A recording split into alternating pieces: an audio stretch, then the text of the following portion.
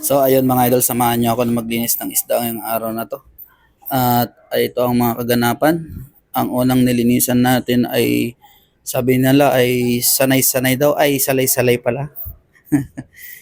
Ayan, at dumating ito mga idol, may taong nagbigay kay boss ni regalo sa kanya.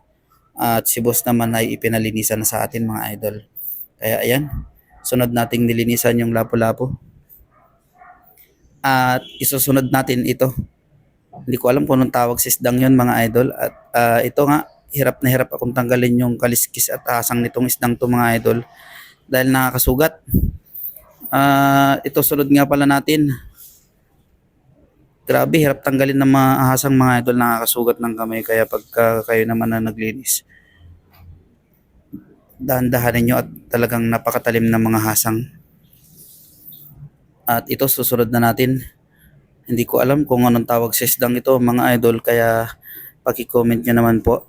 Ayan, at yung iba nalinisan na natin, itinabi na natin sa isang lagayan. At ito, tuloy-tuloy tayong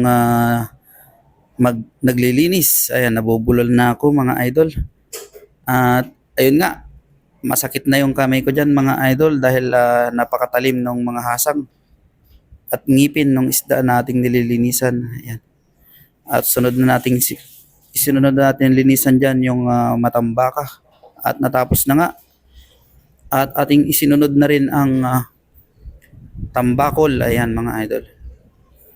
Ayan. Napaka-fresh nitong tambakol nating nilinisan mga idol.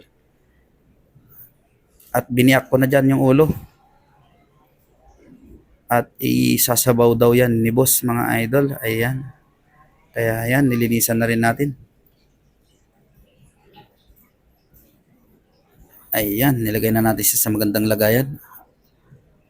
At ihahatid na ni Mrs. ko sa loob yan ng bahay ni boss. At pagkatapos nga nun, ay naglinis na tayo ng ating mga ginamit at pinaglinisan ng isda. Dahil napakalansa mga idol at malangaw. Isinunod ko na nga dyan yung pinaglagyan ng isda. At sinabunan ko na rin mga idol para matanggal yung lansa. Yan na, sinasabunan ko na at pagkatapos nga nating masabunan, binanlawan na natin mga idol. Ayan, pagkatapos nating mabanlawan ay binilad ko na rin mga idol na matuyo na at maitabi na natin. So ayun, yun lang mga idol. Maraming salamat sa inyong lahat at hanggang dito na